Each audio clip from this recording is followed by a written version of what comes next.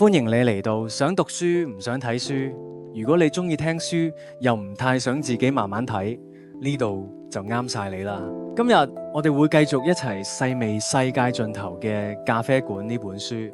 開始之前，想輕輕提一提你，記得 like 呢條片，訂閱頻道，仲可以 share 俾你啲朋友仔。希望更多人可以一齊嚟聽書，一齊行呢段小小嘅心靈旅程。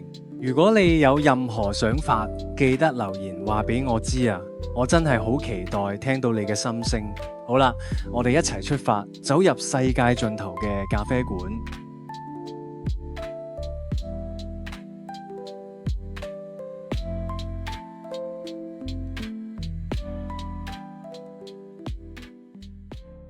世界盡頭嘅咖啡館第7章，我真係呆咗，成個人定晒啊！喺一間咖啡店入邊，夜晚凌晨，四圍都冇人，連一間鋪仔都冇。前面呢個人竟然同我講，個餐牌封面有啲可以改變人生嘅啟示喎，普通去旅行都唔會撞到啲咁嘅事啊！我當時真係冇諗到，一切先啱啱開始。嗰晚仲有好多嘢前面等緊我。海興望住我，慢慢咁講：你睇下，約翰，一旦你問咗嗰條問題，揾答案就會變成你人生嘅一部分啦。你會發覺一朝早起身，第一個浮上心頭嘅念頭就係嗰條問題，跟住成日個腦又會不時閃翻出嚟。嗰個問題好似一扇門咁樣打開咗，真係好難再閂得翻啦。我開始明白你點解會嚟呢度啦。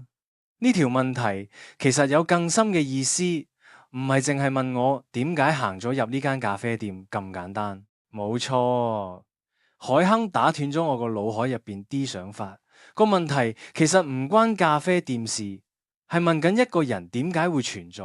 我靠咗喺卡位嗰個軟墊上，四圍望咗一圈，成個人震驚晒。呢度究竟係咩地方嚟㗎？我心入邊咁諗，我嘗試整理下自己啲思緒。海亨，我其實只係想食啲嘢啫。你頭先講嗰啲話真係聽到心驚驚喎。如果你講嗰啲悶啊，成日諗住嗰條問題嘅情況都係真，我想問，點解要自討苦吃去問自己啲咁嘅問題呢？我從來都冇問過，我而家咪好地地咯。海興放低咗個餐牌，輕輕咁笑，係咩？你真係覺得自己好地地咩？佢講啊，好地地嗰陣帶住啲油油地又有啲調皮嘅語氣，好似想我自己講清楚。咩叫好地地？好多人都覺得自己好地地啫，但係有啲人係要揾到一種比好地地更開心、更滿足嘅生活，所以佢哋就嚟咗呢間點解咖啡館啦。我有啲串串地咁回應佢。有啲人係啊，佢講得好溫柔又平靜。咁你呢？你嚟係為咗呢個原因嘛？佢又將個話題推返俾我。我真係一時間答唔到，因為老實講，我根本都唔知自己點解會嚟到呢度，我連呢度究竟係咩地方都唔係好清楚。如果我要誠實面對自己，我都要承認呢幾年嚟，我心入邊其實成日浮起一個疑問：生活會唔會有啲我仲未體驗過更精彩嘅可能性呢？我唔係話我生活好差，絕對唔係。當然有時會覺得攰，特別係最近。但我有份穩陣嘅工，有幾個知心朋友，生活可以話係好嘅，甚至可以話幾好。但係心底總有一種隱隱約約嘅感覺，連我自己都解釋唔到。就係因為有呢種感覺，先有人會問出嗰條問題㗎。海亨接住我嘅心事講，我呆一呆，點解佢又講咗我啲感受嘅？我開始覺得佢講嘅可能真係有啲道理。我深呼吸咗一大啖氣，感覺自己企喺懸崖邊。今次我輕輕踏前咗半步。海興，可以再講多啲關於嗰條問題嘅嘢俾我聽咩？佢點咗下頭，溫柔咁笑。頭先我講過啦，問呢條問題就好似打開一扇大門咁，無論你叫佢做心靈定靈魂都好啦，佢就會開始不停追尋答案。問咗就會變成你人生入邊好優先要搞清楚嘅事，直到有一日揾到答案。即係話，一旦問咗我點解會喺度，呢條問題就好難再當無事發生咁啦。我問，唔係話一定冇得避，有啲人呢，只係瞄一眼，覺得冇咩特別就算數。但係有啲人一旦真心問自己呢條問題，佢哋就好難再唔理佢。如果有人問咗，又揾到答案呢，我再問咁就好啦。但係同時都好有挑戰。佢笑住答：我講過，問問題已經會令你想揾答案。一旦你揾到，仲會產生另一股勁大嘅推動力。知道咗自己存在嘅原因之後，就好似見到寶藏圖上面個大交叉咁。一見到個大交叉就好難辦，睇唔到，唔去揾個寶藏。簡單啲講，一旦揾到自己活住嘅目標呢，就會由心底甚至由身體入邊忍唔住想去實現佢。我向後靠咗一靠，消化緊佢講嘅嘢，即係話問問題反而會搞到自己更煩。我苦笑咁講，一開始就唔好問啦，繼續過自己嘅日子，唔好打開潘多拉盒子啦。海興望住我，語氣堅定又溫柔，但係有啲人係會選擇去問自己㗎。時機一到，每個人都總會問翻自己呢條問題㗎。我唔知應該點反應，唯有乾笑兩聲。諗翻起自己迷路嗰陣，見到街燈幾開心，依家真係百感交集，要面對嘅嘢真係多到爆。我講，我希望你唔好覺得要面對，而係迎接。海靜輕聲講：你知唔知啊？你之前講嗰種感覺，唔係人哋塞入你腦入邊嗰啲，係你自己心底真正出現嘅。如果有一日你決定想放低呢種感覺，就勇敢去選擇啦。你知啦，呢啲事得你自己先可以決定。講完呢，海興企起身，笑住講：我出去睇下你個特色早餐搞成點啦。講真啦，我爭啲都忘記咗自己有叫早餐，直到佢提起，我先慢慢醒翻。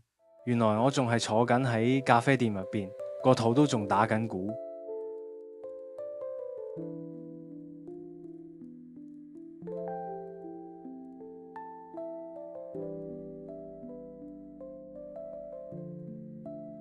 世界盡頭嘅咖啡館，第8章。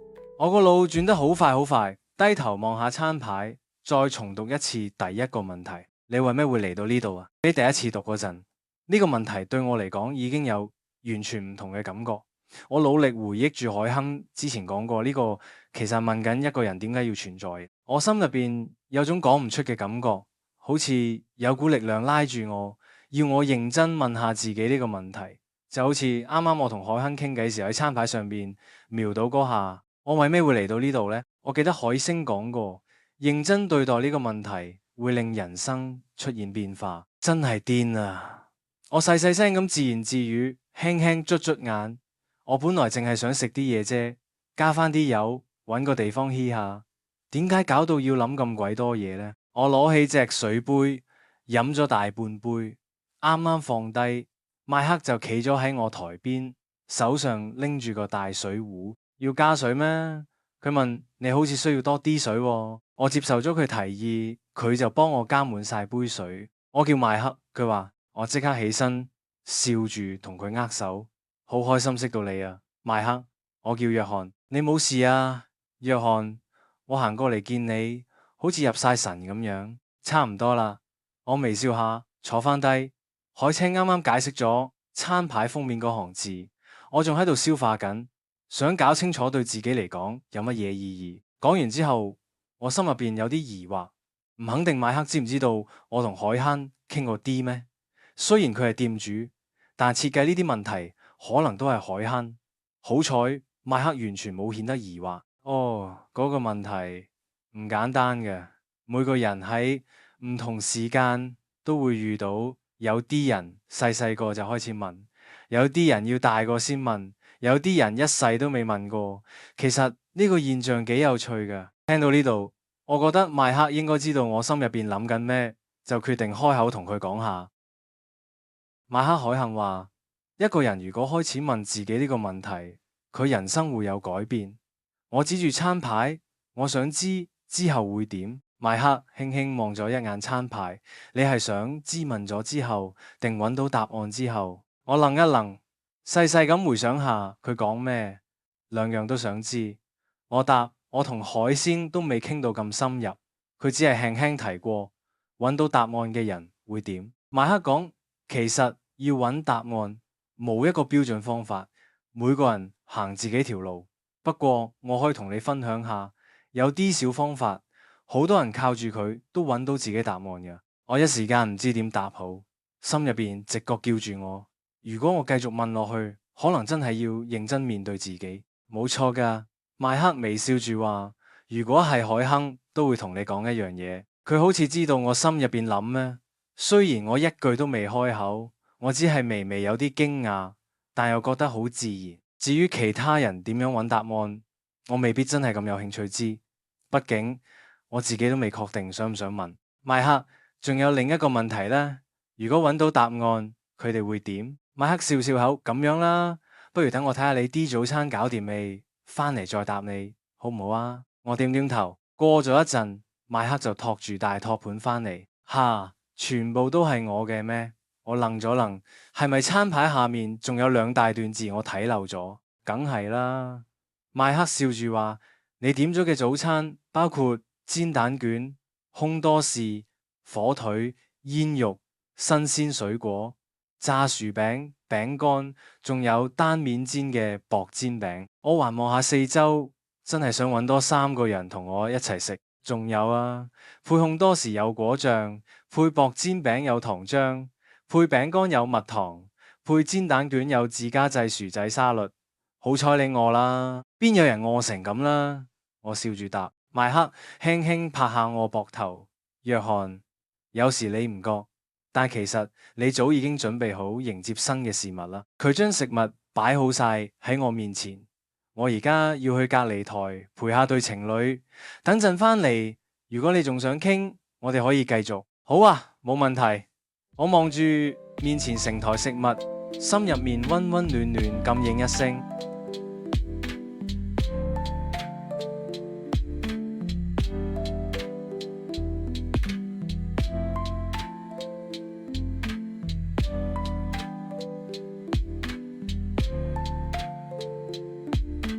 世界盡頭嘅咖啡館第9章，我開始對付台上啲食物，食咗啲煎蛋卷、烘多士同埋水果。海興就嚟到我面前，點啊，約翰？我吞咗啖啱啱入口嘅食物，笑住答：唔錯啊，個早餐真係勁正。你好似比啱啱精神多咗喎。確實啦，我真係精神咗唔少噶。啱啱入咖啡店嗰陣，包住我嗰陣嘅沮喪感，差唔多完全散晒。我而家全部心神都集中喺你為咩會嚟到呢度呢個問題上邊，成個人好專心落嚟討論，其他啲瑣碎嘢都變成次要。食到份咁正嘅煎蛋卷都幫咗我唔少啊！你想自己慢慢食，定係想有人陪你一齊傾下啊？海茜溫柔咁問。梗係希望有人陪啦。我笑住答，其實我都想同你繼續傾翻啱啱嗰個話題。我一路都喺度思考，不過仲有啲地方搞唔清楚，有啲咩我可以幫你解釋噶？海星好耐心咁問。我唔太明白餐牌上邊嗰條問題嘅。如果一個人真係問自己為咩嚟到呢度，然後搞清楚咗自己嘅目的，咁佢攞住呢個答案之後，應該點做呢？海亨微微停頓咗一陣。首先，佢想做咩就做咩，揾到答案之後，呢個答案就屬於佢自己。至於下一步點行，由佢自己話事。我諗咗一陣，如果一個人真係揾到自己存在嘅目標，佢應該會想知點樣先可以最好咁實現佢。問題係去邊度揾呢啲方法啦？我望住海興嘅，感覺到佢好似已經知晒，不過又等我自己慢慢發現。每個人揾方法都唔一樣噶。佢柔柔咁話，我眨下眼，可唔可以俾個提示啊？要唔要我舉個例子啊？佢笑住講，假設你想做個業餘藝術家，你想創作邊類型嘅作品啊？我拗咗拗頭，唔知喎，應該要睇下我想成為咩類型嘅藝術家，又或者純粹想創作自己中意嘅嘢就得啦。我講完之後呢，等咗一陣嘅，希望聽到佢點睇。不過海星冇即刻出聲，我只好自己細細再諗多次，就係咁簡單。我忍唔住問，一個人如果知道自己存在嘅意義，就為咗實現呢個意義，去做任何自己想做嘅事。一講完呢，我成個人呢都興奮晒咧，好似啱啱發現咗一樣嘅超重要、超獨特嘅秘密，身體都跟住有反應嘅。呢個道理咧，聽落真係簡單到令人半信半疑。為咗實現存在意義，去做自己想做嘅任何事。如果我嘅存在意義係幫人，咁我就做任何自己認為符合幫人定義嘅事，啱唔啱啊？我一邊講一邊越講越開心。吓，啱㗎。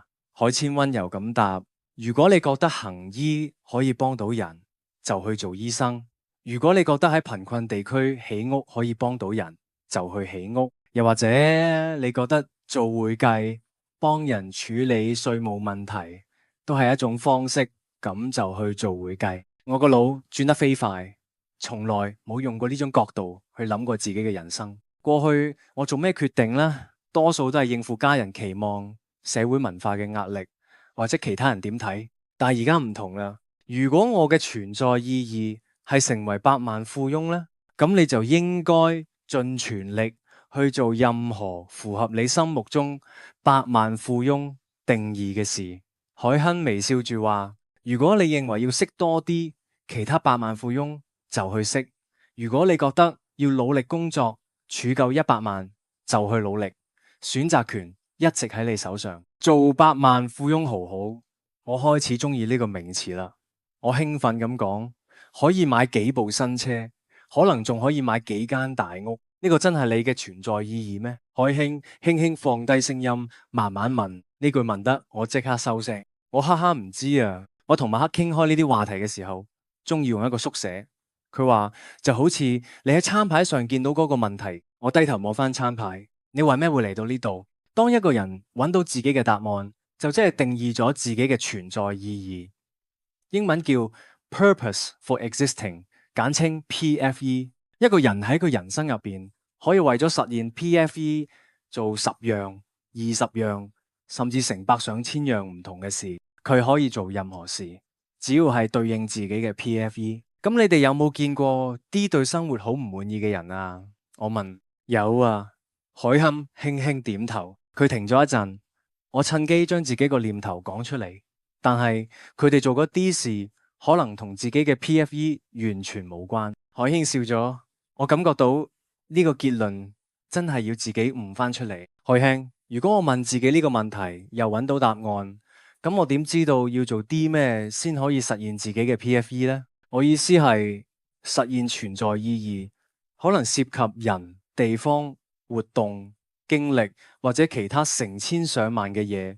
成個地球咁大，點樣揾啊？海亨用一個問題回應我，佢成日都係咁溫柔咁帶引我。約翰，假設你決定了解造車嘅方法作為自己嘅存在意義，你會點做啊？我靜咗一陣，然後認真講，我應該會睇好多有關車嘅書，可能會去工廠參觀，揾識造車嘅人傾偈，聽下佢哋啲經驗。